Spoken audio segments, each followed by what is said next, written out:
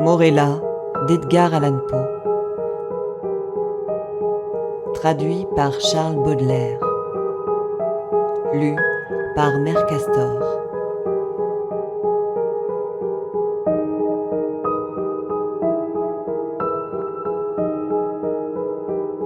Lui-même, pour lui-même, avec lui-même, homogène éternel. Platon.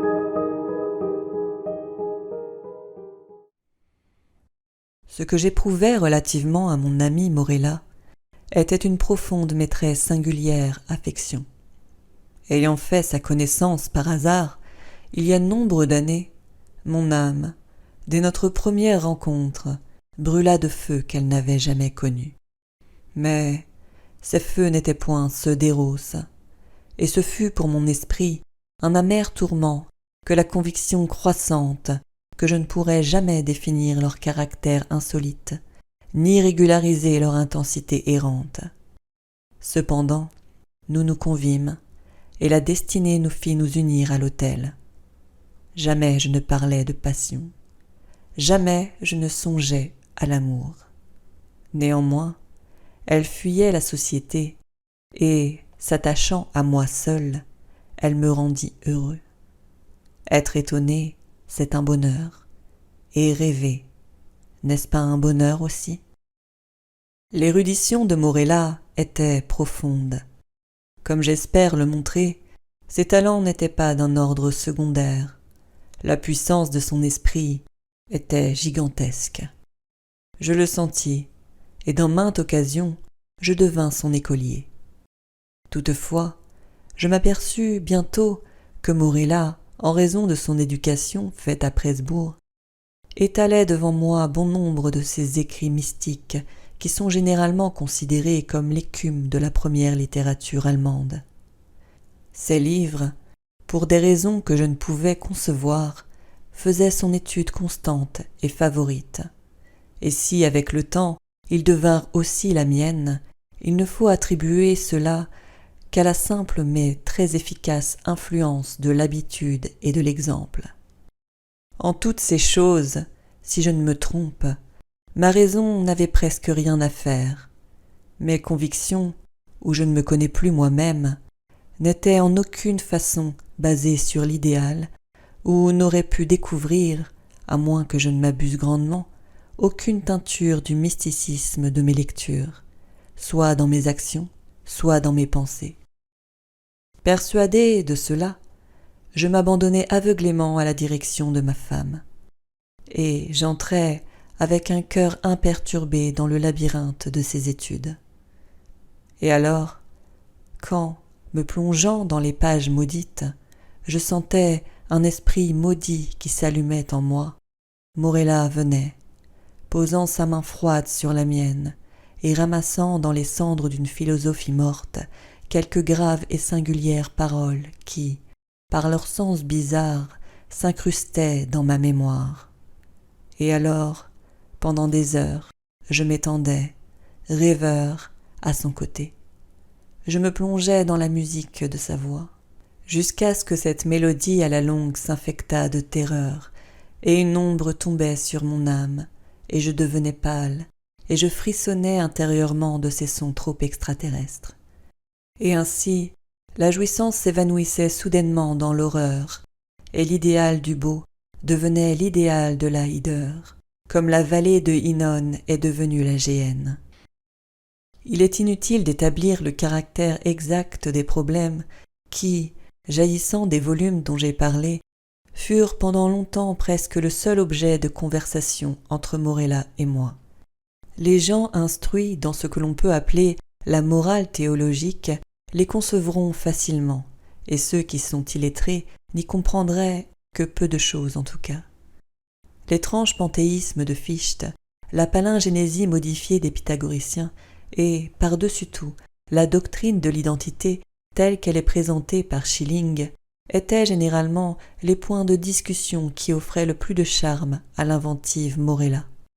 Cette identité dite personnelle, M. Locke, je crois, l'a fait judicieusement consister dans la permanence de l'être rationnel, en tant que, par personne, nous entendons une essence pensante, douée de raison, et, en tant qu'il existe une conscience qui accompagne toujours la pensée, c'est elle, cette conscience, qui nous fait tous être ce que nous appelons nous-mêmes, nous distinguant ainsi des autres êtres pensants et nous donnant notre identité personnelle.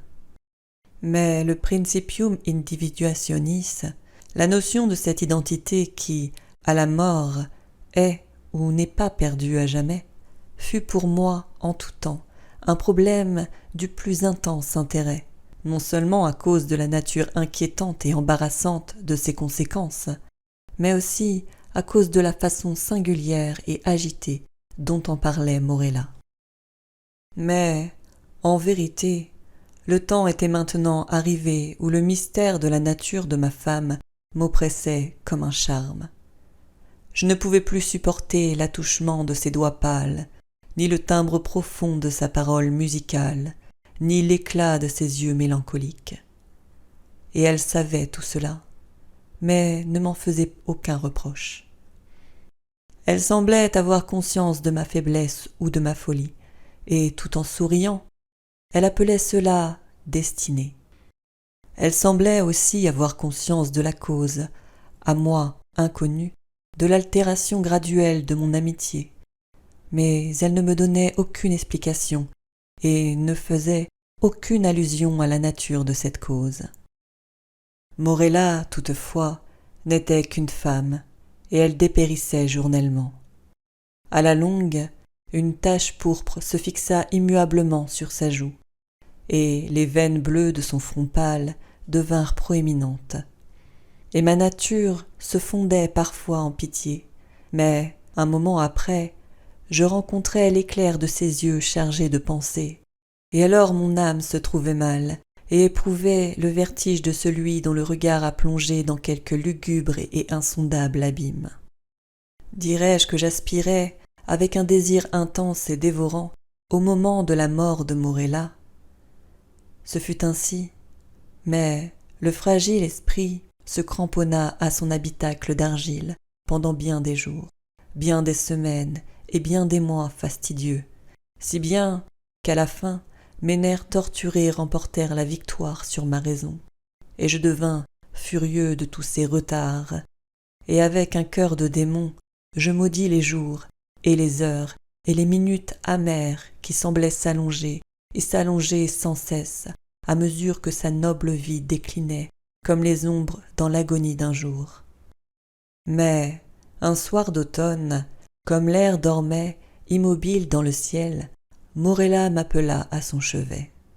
Il y avait un voile de brume sur toute la terre, et un chaud embrasement sur les eaux, et, à voir les splendeurs d'octobre dans le feuillage de la forêt, on eût dit qu'un bel arc-en-ciel s'était laissé choir sur le firmament.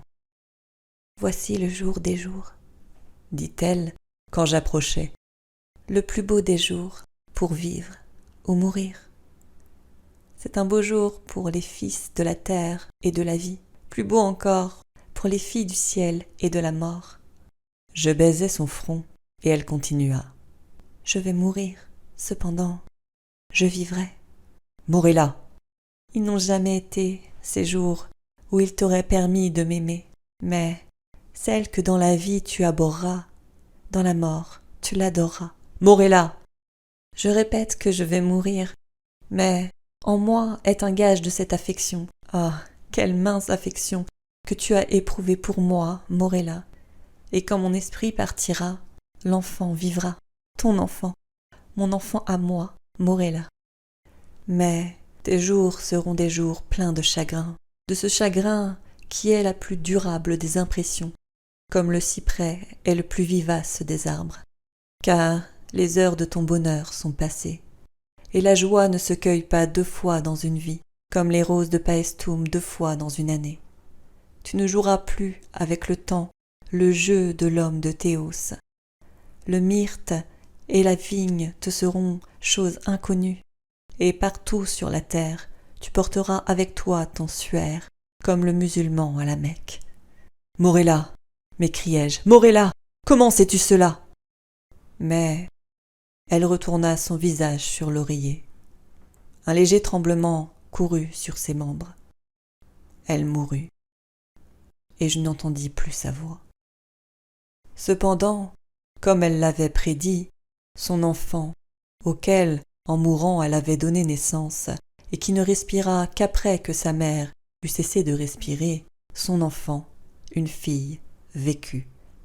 Et elle grandit étrangement vite en taille et en intelligence, et devint la parfaite ressemblance de celle qui était partie, et je l'aimais d'un plus fervent amour que je ne me serais cru capable d'en éprouver pour aucune habitante de la terre.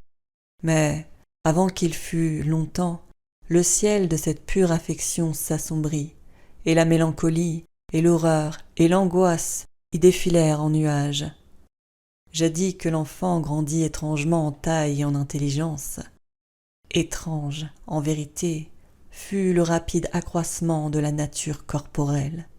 Mais terribles, oh, terribles furent les tumultueuses pensées qui s'amoncelèrent sur moi pendant que je surveillais le développement de son être intellectuel.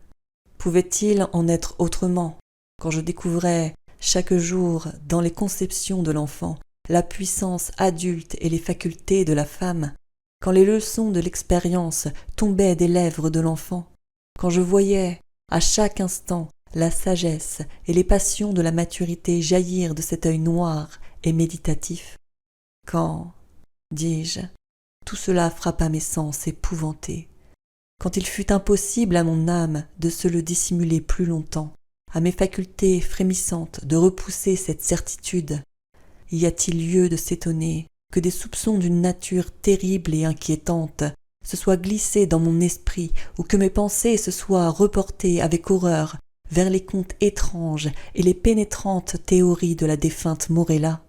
J'arrachais à la curiosité du monde un être que la destinée me commandait d'adorer, et, dans la rigoureuse retraite de mon intérieur, je veillais avec une anxiété mortelle sur tout ce qui concernait la créature aimée.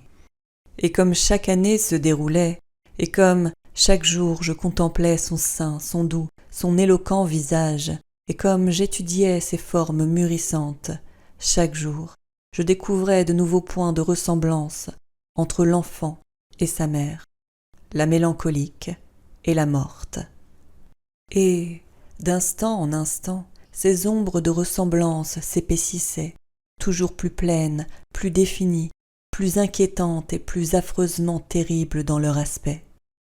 Car, que son sourire ressemblât au sourire de sa mère, je pouvais l'admettre. Mais cette ressemblance était une identité qui me donnait le frisson. Que ses yeux ressemblassent à ceux de Morella, je devais le supporter. Mais aussi, il pénétrait trop souvent dans les profondeurs de mon âme avec l'étrange et intense pensée de Morella elle-même.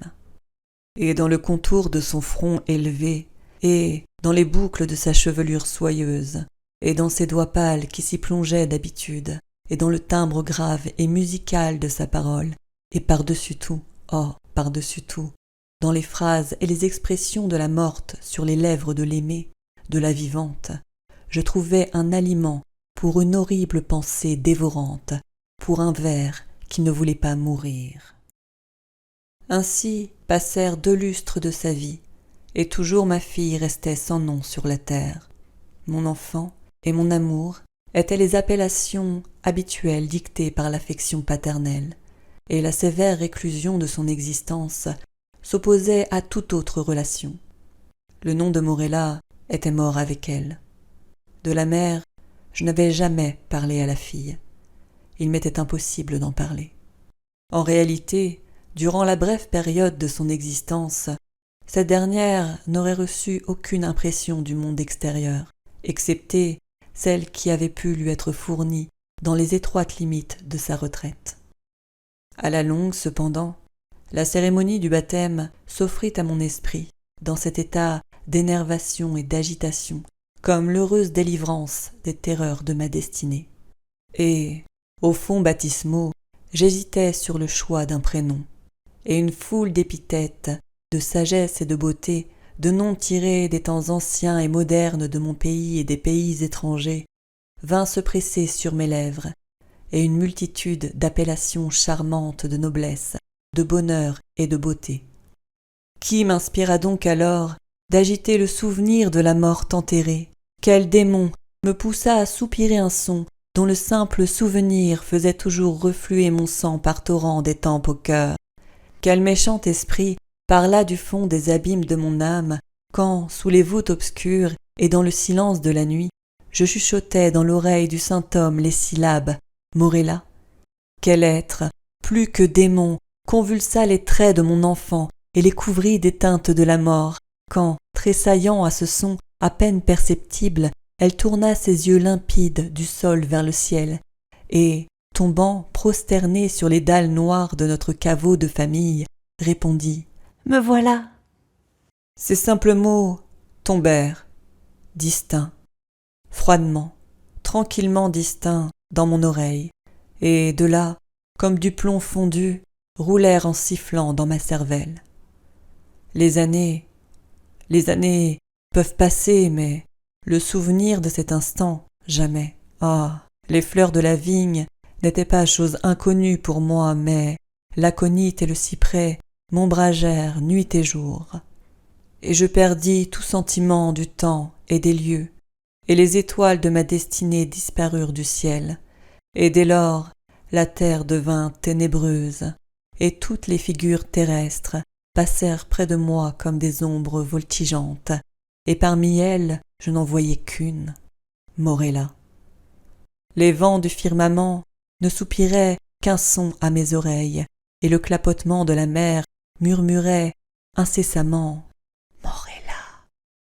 Mais elle mourut, et de mes propres mains je la portai à sa tombe, et je ris d'un amer et long rire quand, dans le caveau où je déposai la seconde, je ne découvris aucune trace de la première.